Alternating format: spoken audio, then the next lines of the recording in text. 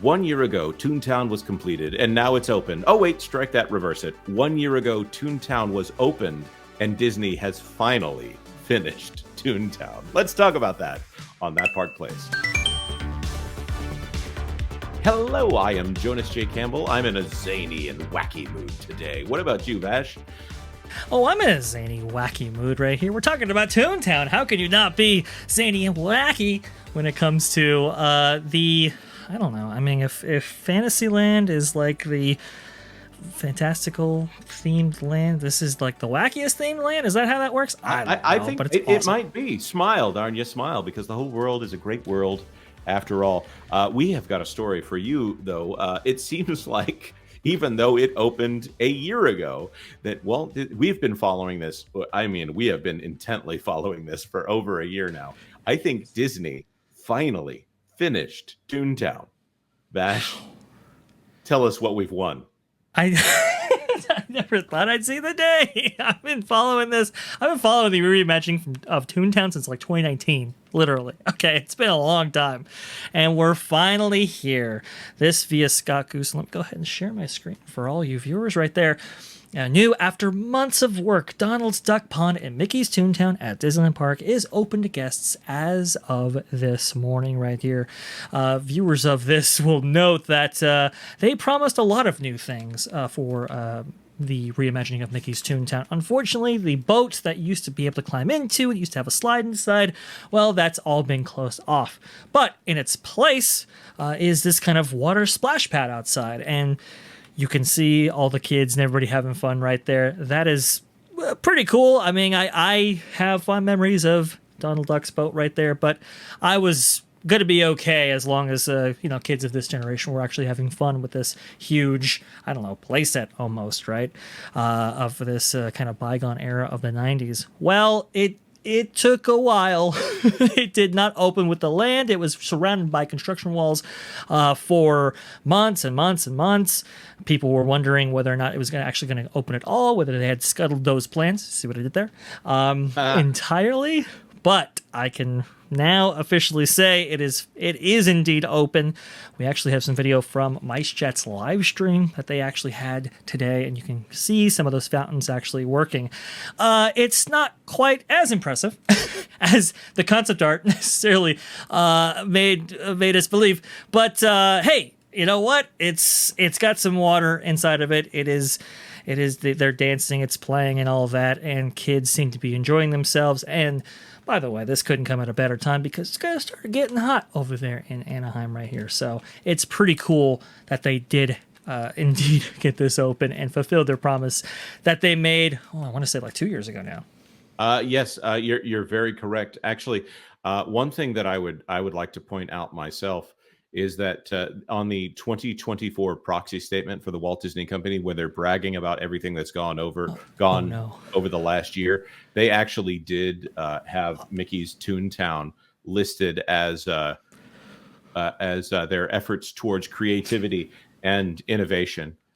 Here, right there, launched several new innovative attractions, including Tron Light Cycle at Walt Disney World, as well as Mickey and Minnie's Runaway Railway, Toontown Refresh, and San Francisco Square at Disneyland Resorts. San Francisco Square was busted when it opened up. Yes. Toontown opened and then within a month was behind construction walls yet again. Mickey and Minnie's Runaway Railway, that is an attraction that frequent guests of the park like to go on to see what's broken today. I'm not even joking. I'm not trying to be mean. That is just kind of what that ride is known for. If you aren't, if you're one of the people who frequents the park.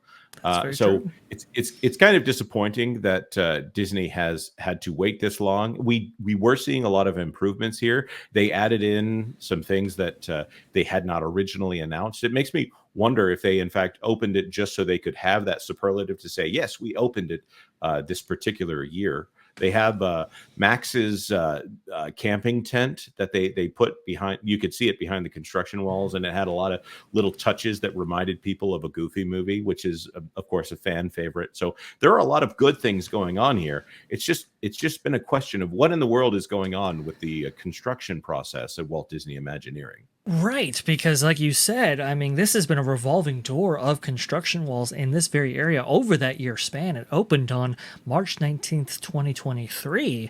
Obviously, we're talking right here on Friday, March 22nd, 2024. But during that whole time, I mean, there have been construction walls that have popped up around the green spaces that they've added. They added a whole bunch of like fake grass in some areas, and because of the amount of traffic that actually goes in and out of here, they've had to replace that several times.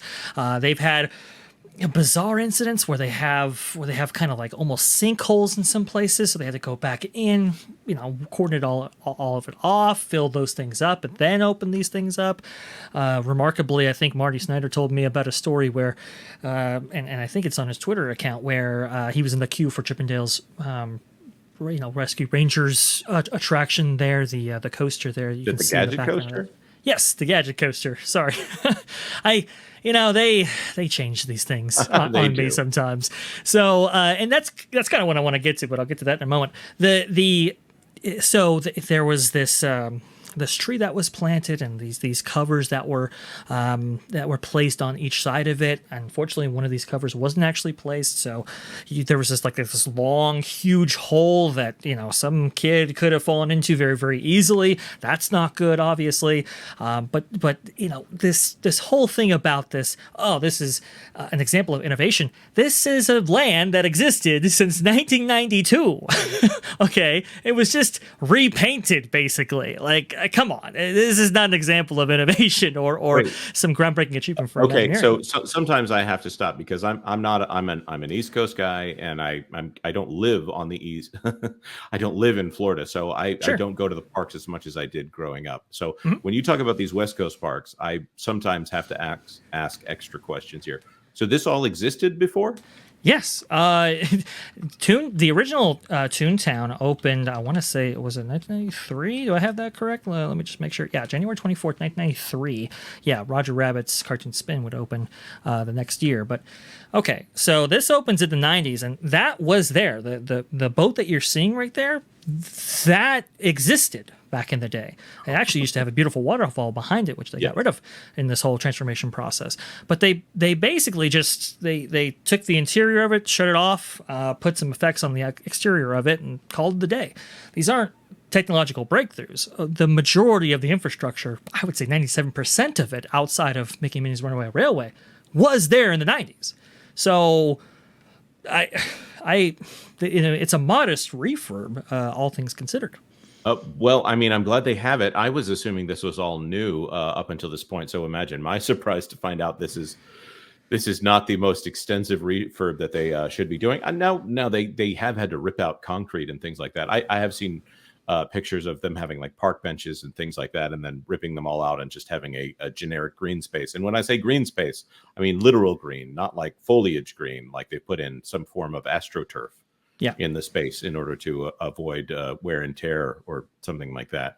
I'm assuming their purpose is in that. I don't actually know. This land, I will say, had deteriorated ever since the 90s.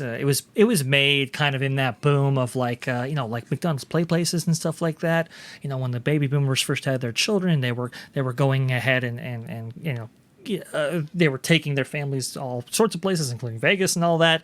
This was a way to provide a new space like Tom Sawyer's Island did back in the 50s for the kids of the 90s. And it was great, but it had slowly declined right there. I think a refurbishment was absolutely necessary, especially with Mickey and Minnie's Runaway Railway opening up next door. However, let's not get ahead of ourselves and think that this is some grand, amazing land. This is just necessarily a reincorporation of what already occurred 30 years prior. Well, here I was impressed that they were doing something new. Imagine my confusion and maybe a little bit of frustration.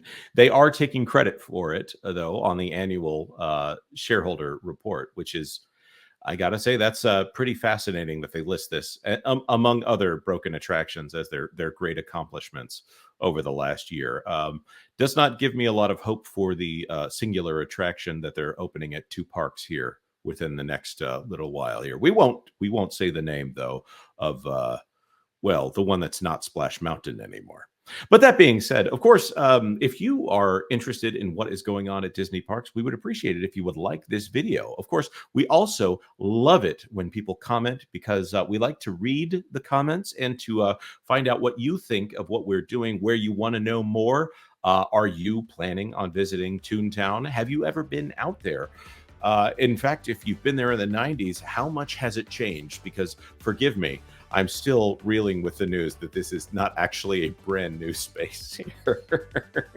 I thought it was. I've seen Toontown refreshes at Walt Disney World that were at least like a reconfiguration of the space. So forgive my surprise here. And of course, consider subscribing to That Park Plays for all the news that should be fun. Thanks for watching That Park Plays News. For more information, consider checking out www.thatparkplace.com. And don't forget to subscribe, share, like, and send this out on your favorite social media accounts.